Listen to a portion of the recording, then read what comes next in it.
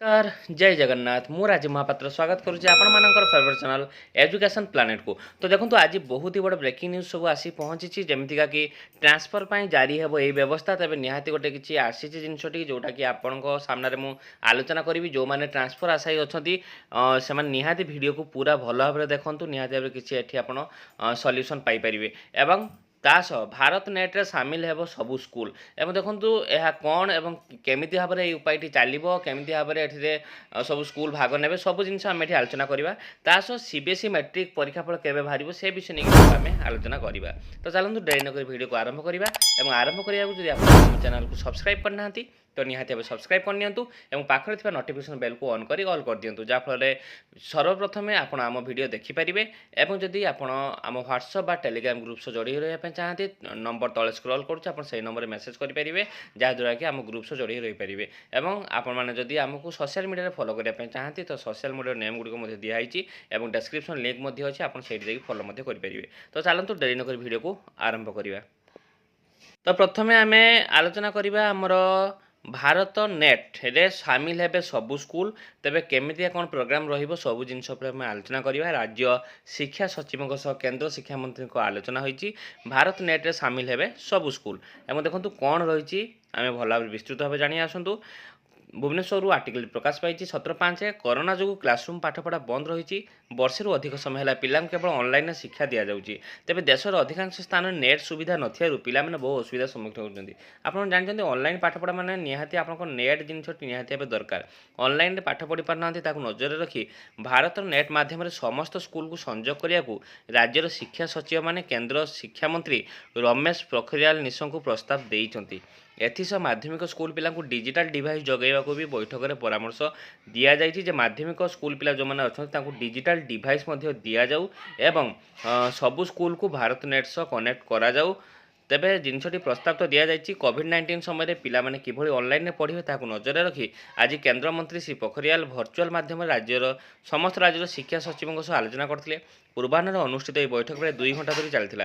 एथिरे मुख्यतः दुईटी विषय को अधिक प्राथमिकता दिया माध्यमिक स्कूल पिला डिजिटल डिवाइस जोगिया प्रस्ताव दिया एवं केंद्रीय विश्वविद्यालय कुलपति मान आज आलोचना होती। प्रथम तो कोविड-19 समय पिला ऑनलाइन गुणात्मक शिक्षा प्रदान करने और द्वितीयतः जातीय शिक्षा नीति 2020 सठिक कार्यकारिता है। मंत्री श्री पोखरियाल कहते शिक्षा को सर्वोच्च प्राथमिकता दि जाऊँगी केंद्र सरकार निर्देश अनुଯାयी निरवच्छिन्न शिक्षा निश्चित करने को योजना आवश्यक छात्र छात्री और शिक्षकों मानसिक सुस्थता को सुनिश्चित करने मनोदर्पण पोर्टाल को प्रभावशाली भाव व्यवहार करा आवश्यकता है एक अधिवेशन कर पिला विषाद दूर करने दिगरे पदक्षेप नहीं पारे। अन्यपक्षे केंद्र शिक्षा मंत्री श्री पोखरियाल मंगलवार भर्चुआल माध्यम केंद्रीय विश्वविद्यालय कुलपति मान आलोचना करेंगे। एथिरे ऑनलाइन शिक्षा परीक्षा और केंद्रीय शिक्षा नीति 2020 कार्यकारिता उपर मुख्यतः आलोचना करा। आगामी दिन में आईआईटी एनआईटी परी शिक्षानुष्ठान मुख्यों सह आलोचना कर कार्यक्रम रही। तेज प्रस्ताव तो बहुत गुड़ा जाइए तेज आगू कौन सब कार्यकारी होमें भल भाव में जाना जहाँ भी किसी लेटेस्ट ब्रेकिंग न्यूज एसो आसो आम निहाती भाव आपको जनइबी। तो चलतु नेक्स्ट खबर आड़ को आम जा। तो देखो नेक्स्ट अपडेट रही शिक्षकों बदली में हेब व्यापक संस्कार एमती गोटे आर्टिकल प्रकाश पाई बदली आवेदन पूर्व डीओ अनुमति बाध्यतामूलक एवं लिखाई कौन भुवनेश्वर 18/5 आर्टिकल आसी आनी निज इच्छा कौन शिक्षक शिक्षयित्री बदली आवेदन करें ना। बदली आवेदन पूर्व शिक्षक शिक्षयित्री मैंने जिला शिक्षा अधिकारी क्लीन चिट आने बाध्यतामूलक हो। राज्यर शिक्षानुष्ठान गुड़िक शिक्षकों बदली में स्वच्छता आने को स्कूल और गणशिक्षा विभाग व्यापक पदक्षेप ग्रहण करने जाऊँगी। बदली प्रक्रिया होता विलंब और अनियमितता को रखापी विभाग अभिनव निष्पत्ति ग्रहण करी बदली आवश्यकता कहीं रही तार जांच कर जोटा बदली आवेदनकारी दर्शाई कारण जांच मॉनिटरिंग कमिटी कर जिला स्तर में स्वतंत्र कमिटी गठन हो संपृक्त आवेदनकारी समस्या और आवश्यकता को जांच करी कमिटी आपणकर जिला शिक्षा अधिकारी रिपोर्ट देवे। आवेदनकारी बदली दर्शाई कारण गुरुत्व को दृष्टि रखी तालिका प्रस्तुत कर संपृक्त शिक्षकों को जिला शिक्षा अधिकारी ऑनलाइन आवेदन पर अनुमति देवे। तेज जिनटी आप कौ प्रोसीडियर हम ये पूरा पूरा आलोचना कराई तेज जिला शिक्षा अधिकारी रिपोर्ट मिलिया पर ही संपृक्त शिक्षक ऑनलाइन बदली आवेदन करेंगे। तेज डीओ पाखु परमिशन नापी पड़ो ये जहाँ पूरा क्लीयरली मेंशन होगी जो कारण दर्शा जा जांच होगापर संपृक्त शिक्षकों को एक क्रमिक नंबर बा सीरियल नंबर दिज्व। आवेदन समय शिक्षक शिक्षयित्री मैंने ଆମର କ୍ରମାଙ୍କ ନମ୍ବର ତଥା ରେଫରେନ୍ସ ନମ୍ବର ମାଧ୍ୟମରେ ଆବେଦନ କରିବେ। ତେବେ ଆବେଦନକାରୀ ଦର୍ଶାଇଥିବା କାରଣର ସତ୍ୟତା ଆଧାରରେ ସେମାନଙ୍କୁ ବଦଳି ପାଇଁ ଅନୁମତି ମିଳିବ। ବଦଳି ପ୍ରକ୍ରିୟାରେ ସମ୍ପୂର୍ଣ୍ଣ ସ୍ୱଚ୍ଛତା ଆଣିବା ପାଇଁ ବିଭାଗ ପକ୍ଷରୁ ଏହି ଅଭିନବ ଯୋଜନା ହାତକୁ ନିଆଯାଇଛି। ମିଳିଥିବା ସୂଚନା ଅନୁଯାୟୀ ଜିଲ୍ଲା ସ୍ତରରେ ଶିକ୍ଷକ ବଦଳିରେ ସ୍ୱଚ୍ଛତା ଆଣିବା ଲାଗି ସରକାର ଅନଲାଇନ୍ ବ୍ୟବସ୍ଥା ଆରମ୍ଭ କରିଥିଲେ। ଫଳରେ ଏନେଇ ପ୍ରତିବର୍ଷ ଏକ ନିର୍ଦ୍ଦିଷ୍ଟ ସମୟରେ ଆବେଦନ ଏବଂ ଯାଞ୍ଚ ପ୍ରକ୍ରିୟା ଶେଷ କରି ଗୋଟିଏ ସମୟ ମଧ୍ୟରେ ବଦଳି ତାଲିକା ପ୍ରସ୍ତୁତ କରାଯାଉଥିଲା।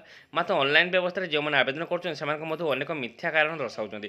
ଫଳରେ ଯାଞ୍ଚ ପ୍ରକ୍ରିୟାରେ ବିଳମ୍ବ ହେଉଛି, ଯାହାଫଳରେ ପ୍ରକୃତରେ ଯେଉଁମାନଙ୍କ ବଦଳିର ଆବଶ୍ୟକତା ରହିଥାଏ ସେମାନେ ଅସୁବିଧାର ସମ୍ମୁଖୀନ ହେଉଛନ୍ତି। ତେଣୁ ଏହିପରି ସମସ୍ୟାର ସମାଧାନ ଲାଗି ବିଭାଗ ପକ୍ଷରୁ ଅଭିନବ ପ୍ରକ୍ରିୟା ଆରମ୍ଭ କରିବାକୁ ଯୋଜନା ହୋଇଛି। ବଦଳି ପାଇଁ କେଉଁ କାରଣ ଦର୍ଶାଉଛନ୍ତି ତାହା ଠିକ୍ କି ଭୁଲ ତାକୁ ଆମର ଯାଞ୍ଚ କରାଯିବ। ତାପରେ ପରମିଶନ ହେଲା ପରେ ଯାଇକି ଆପଣମାନେ ସେଠୁ ନେଇପାରିବେ। ତେଣୁ ଦେଖନ୍ତୁ ଏଇ ଜିନିଷଟି ଆପଣଙ୍କର ଯାହାଟି ଇଏ ହେଲା ଯେ ଡିଓଙ୍କ ପାଖରୁ ଆପଣଙ୍କୁ ପରମିଶନଟି ନେବା ପାଇଁ ପଡ଼ିବ ଏବଂ ଯେଉଁ କାରଣ ଆପଣ ଦର୍ଶାଉଛନ୍ତି ତାକୁ ମନିଟରିଂ କମିଟି ଦ୍ୱାରା ତାକୁ ଆପଣଙ୍କର ସେଟା ଯାଞ୍ଚ ହେବ ବା ଭେରିଫିକେସନ୍ ହେବ ଏବଂ ଠିକ୍ ବାହାରିଲେ ଆପଣଙ୍କୁ ଗୋଟେ ସିରିଏଲ୍ ନମ୍ବର ବା କ୍ରମିକ ନମ୍ବର ଦିଆଯିବ ଏବଂ ସେହି ଆଧାରରେ ଆପଣମାନେ ଟ୍ରାନ୍ସଫର୍ ପାଇଁ ଆବେଦନ କରିପାରିବେ। ତ ଏବେ ଏ ରହିଥିଲା ସେକେଣ୍ଡ ଖବର ଏବଂ ଥାର୍ଡ଼ ଖବର ଆଡ଼କୁ ଆମେ ଯିବା।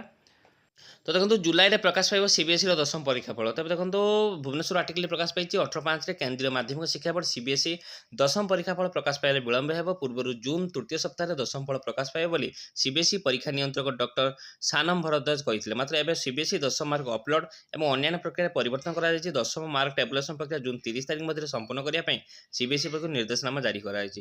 ଫଳରେ ମାର୍କିଂ ପ୍ରକ୍ରିୟା ବିଳମ୍ବ ହେବା ସହ ପିଲାଙ୍କ ଫଳ ମଧ୍ୟ ବିଳମ୍ବରେ ପ୍ରକାଶ ପାଇବ। ଜୁଲାଇରେ ଫଳ ପ୍ରକାଶ ପାଇପାରେ ବୋଲି ଆଶା କରାଯାଉଛି। ତେବେ ଦେଖନ୍ତୁ କରୋନା ସଂକ୍ରମଣ ସ୍ଥିତି ଏବଂ ଶିକ୍ଷକ ଶିକ୍ଷୟିତ୍ରୀଙ୍କ ସୁରକ୍ଷାକୁ ଦୃଷ୍ଟିରେ ରଖି ବୋର୍ଡ ତାରିଖରେ ପରିବର୍ତ୍ତନ କରାଯାଉଥିବା କୁହାଯାଇଛି। ବୋର୍ଡ ଦର୍ଶାଇଛି ଯେ ସ୍କୁଲ କର୍ତ୍ତୃପକ୍ଷଙ୍କ ଲାଗି ମାର୍କ ଅପଲୋଡ ପାଇଁ ପୋର୍ଟାଲ ମେ 20 ତାରିଖ ଉପଲବ୍ଧ ହେବ। ସେହିପରି ସ୍କୁଲ କର୍ତ୍ତୃପକ୍ଷ ଜୁନ୍ 30 ତାରିଖ ମଧ୍ୟ ଛାତ୍ରଛାତ୍ରୀଙ୍କ ମାର୍କ ଅପଲୋଡ କରିବେ। ଛାତ୍ରଛାତ୍ରୀଙ୍କ ଇଣ୍ଟରନ୍ୟାସନାଲ ଆସେସମେଣ୍ଟ ମାର୍କ ଜୁନ୍ 30 ମଧ୍ୟରେ ଅପଲୋଡ କରିବା ଲାଗି ବୋର୍ଡ ସ୍କୁଲଗୁଡ଼ିକୁ ନିର୍ଦ୍ଦେଶ ଦେଇଛି। ଏଥିଲାଗି ନିଷ୍ପତ୍ତି ରେଜଲ୍ଟ କମିଟି ଗ୍ରହଣ କରିବ। ସୂଚନାଯୋଗ୍ୟ କରୋନା ଯୋଗୁଁ ସିବିଏସ୍ଇ ବୋର୍ଡର ଦଶମ ଶ୍ରେଣୀ ଛାତ୍ରଛାତ୍ରୀଙ୍କ ପରୀକ୍ଷା ବାତିଲ କରାଯାଇଥିଲା ବେଳେ ବିକଳ୍ପ ପଦ୍ଧତିରେ ମୂଲ୍ୟାୟନ କରିବା ନେଇ ବୋର୍ଡ ବିଜ୍ଞପ୍ତି ଜାରି କରିଥିଲା। ଚଳିତ ମାସ ଶେଷ ସୁଦ୍ଧା ଛାତ୍ରଛାତ୍ରୀଙ୍କ ମାର୍କ ପ୍ରକ୍ରିୟା ସ୍କୁଲ ସ୍ତରରେ ସାରିବା ପାଇଁ ବୋର୍ଡ ପୂର୍ବରୁ ନିର୍ଦ୍ଦେଶନାମା ଜାରି କରିଥିଲା। ମାତ୍ର ଦେଶରେ ବର୍ତ୍ତମାନ କରୋନାର ଉତ୍କଟ ସ୍ଥିତିରେ ଶିକ୍ଷକମାନଙ୍କ ସୁରକ୍ଷା ଲାଗି ବୋର୍ଡ ତାରିଖରେ ପରିବର୍ତ୍ତନ କରାଯାଇଥିବା ଦର୍ଶାଯାଇଛି। ଜୁନ୍ ଶେଷ ସୁଦ୍ଧା ମାର୍କ ଦାଖଲ ଲାଗି ବୋର୍ଡ ସିବିଏସ୍ଇ ଅନୁବନ୍ଧିତ ସ୍କୁଲଗୁଡ଼ିକୁ ନିର୍ଦ୍ଦେଶ ଦେଇଛି। ସେହିପରି ଅନ୍ୟାନ୍ୟ ପ୍ରକ୍ରିୟା ପାଇଁ ତାରିଖ ନିଷ୍ପତ୍ତି ରେଜଲ୍ଟ କମିଟି ଗ୍ରହଣ କରିବ ବୋଲି ବୋର୍ଡ ବିଜ୍ଞପ୍ତିରେ ଉଲ୍ଲେଖ କରିଛି। ତେବେ ଆଜିର ଯାହା ବି ନ୍ୟୁଜ୍ ଥିଲା ମୁଁ ଆପଣଙ୍କ ଆଗରେ ପରିବେଷଣ କଲି। ପୁଣି ଦେଖାହେବ କାଲି ଆଉ ଗୋଟେ କିଛି ନ୍ୟୁଜ୍ ସହ। ତେବେ ଯେଉଁମାନେ ଟ୍ରାନ୍ସଫର୍ ପାଇଁ ଆବେଦନ କରିବା ପାଇଁ ରେଡ଼ି ଅଛନ୍ତି ନିହାତି ଭାବରେ ଏହି ଖବରଟି ଆପଣମାନେ ଭଲ ଭାବରେ ପଢ଼ିବେ ଏବଂ ବୁଝିବେ। ଜିନିଷଟି ଆପଣମାନଙ୍କ ପାଇଁ ବହୁତ ଉପାଦାୟୀ। ତେବେ ମୁଁ ଆସିବି ପୁଣି କିଛି ଅପଡ଼େଟ୍ ସହ। ସେଥିପାଇଁ ରହୁଛି ଆଜ୍ଞା, ନମସ୍କାର, ଜୟ ଜଗନ୍ନାଥ, ଜୟ ହିନ୍ଦ।